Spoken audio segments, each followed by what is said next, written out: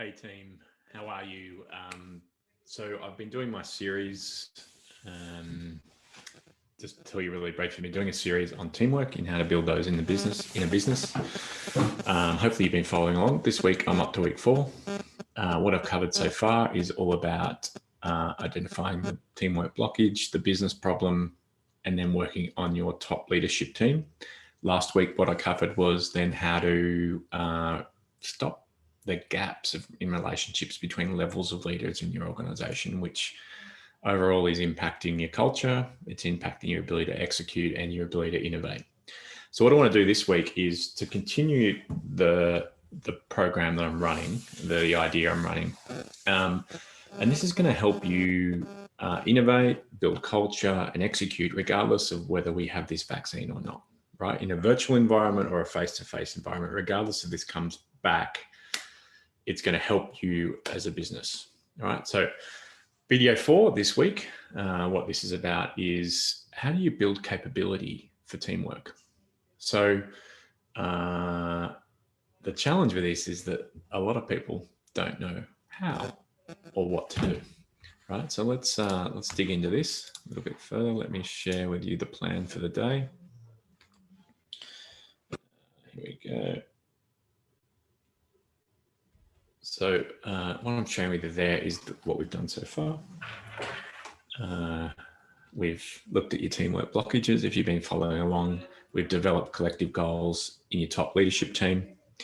And we're looking at then increasing alignment between your levels of leaders, your 1, 2, and 3 leaders. All these things help, and collectively together, they all matter.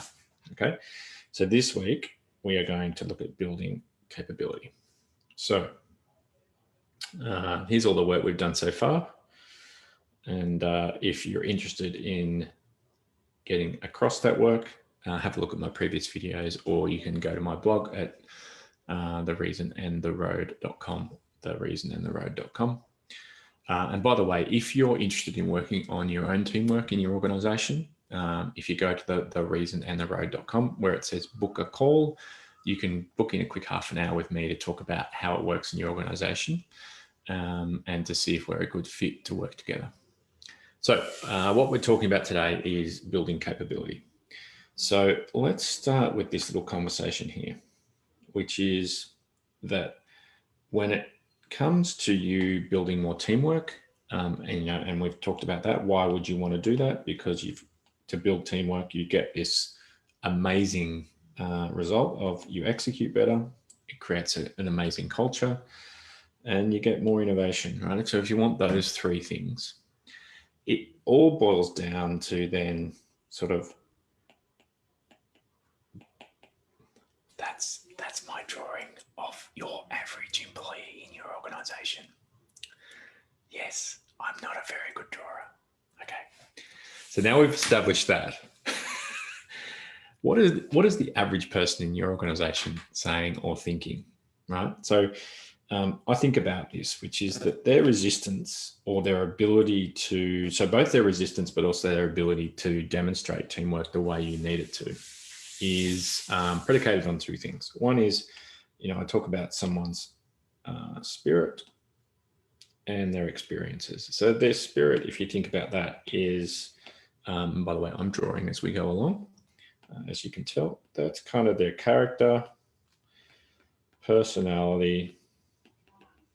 So if you think about that, this is, if we think about from a sort of psychological terms, this is their nature, and their experiences are their nurture. And you think about our ability to do anything, it's really based on those things. Now, that may lead someone, either because they haven't had experiences of teamwork before, they've worked in an environment where there is the absence of teamwork, or their character or their personality doesn't kind of naturally align to doing that. That leads them to a point where they're going, well, what exactly do I need to do? And how do I need to do it? If they don't naturally buy into the idea of, working well with others. Okay. Now, the way I talk about that is your ability to meet every single individual with where they're at. with the right messages, the right experiences, and the right programs will define whether you're able to build that capability successfully. And that's what I'm here to talk about today. So two things that are really important in relation to this. The first one is that when you think about your own organization, you've got to have an honest conversation with yourself about the balance between relationships and outcomes. So what I mean by this is for every organization, money is like oxygen. If you haven't heard me talk about that before, if there's no money coming in, then from a P&L perspective, it's very difficult to continue to exist. So when organizations are either in survival mode or they're in growth mode, there's a focus around that. And, and out of that comes the goals, the strategy, and the business plan. Now,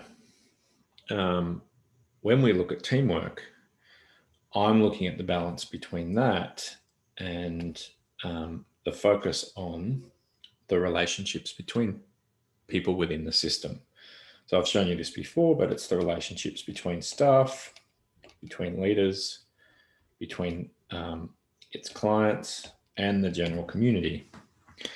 And, if you think about the balance of those two things, I would say that for this to work, you've got to at least have, a 50-50 balance.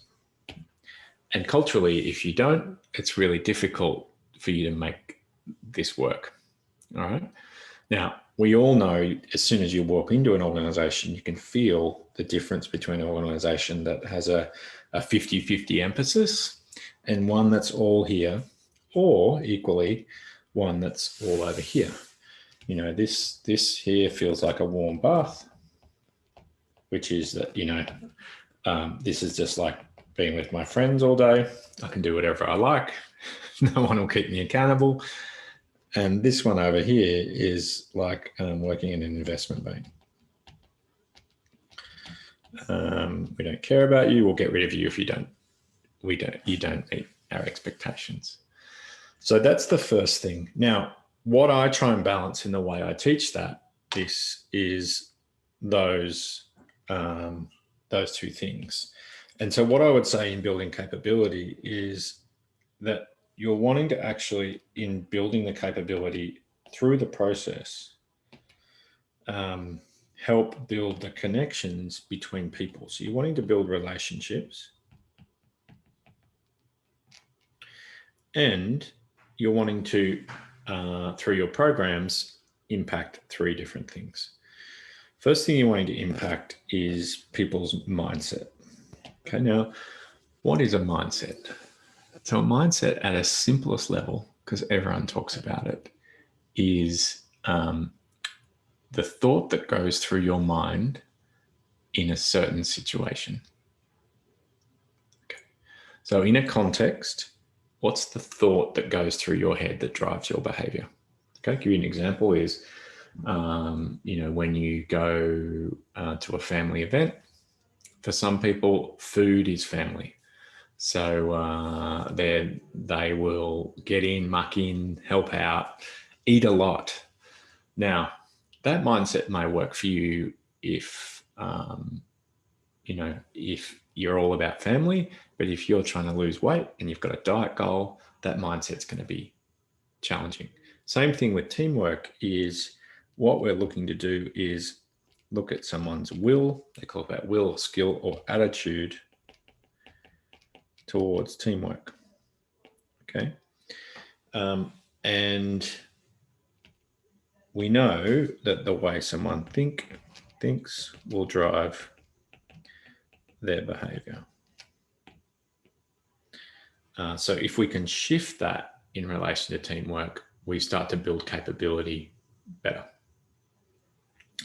The second is that the individual, so you imagine I, sits within a broader system, the S. So part of the problem is that if you build, let me make that smaller. You build new ways, new capability for an individual. The actual processes and systems reinforce the opposite. Well, the system reinforces the opposite. We always know that the system is stronger than any one individual. Maybe stronger is not the right word, but everything will default back to the belief and the capability of the system at the systemic level, right? So what we need to do is to have a look at the systems that impact teamwork. These could be the performance systems, the planning systems, and the reward systems, and make sure that they support the individual. Make sense? And then the third one is skill. So in your sense, what we'd want to identify is, specific skills that help. I look at the ability to listen deeply. Okay, so suspend thought. And my favorite one there is, rather than talking over the top of people, can you listen to what they need and work with their needs, rather than, you get your next thought in. Really helps with teamwork. And then the ability to do co-design. So, that sort of design thinking. So get people in a room to just decide things together. Whatever those skills are that we'd identify that would enable it in your organization. And then the final thing I would do here is then a little bit around the how. I would look at building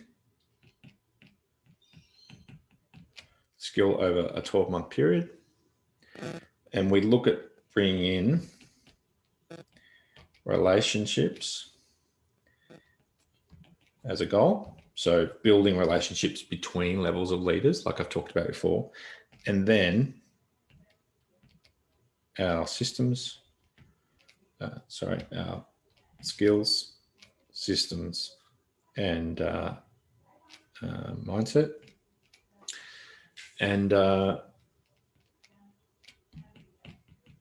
you look at getting someone together each quarter, Q2, Q4. And what we do is you teach something and then you apply it. You teach and apply. And then in here, the virtual world has allowed us to put in here, what I typically do is a 6-week virtual check-in with the group. Okay, and this is all a group learning process, decide, which is about achieving those two objectives: building systems, changing them, building skills, adjusting mindsets, as well as building relationships between those levels at the same time. So what I've done today is talk about building capability in your L1 to L3 leaders. When people ask that question of what or how, it's because they haven't had experiences in the past where they believe that actually doing this stuff is going to help with execution, help with culture, and help with innovation. So often we've got to build that capability with them. And to do that, I would recommend building relationships and outcomes at the same time, and being conscious of building a program that does that. And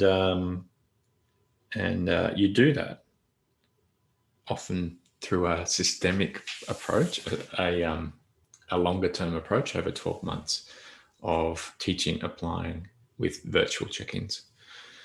That's it.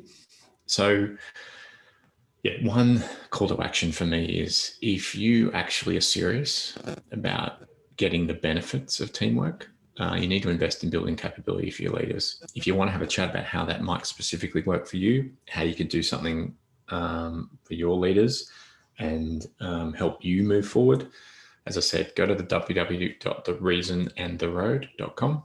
where it says book in a quick call with me. Let's see how it might work with you. Enjoy your week. Take care.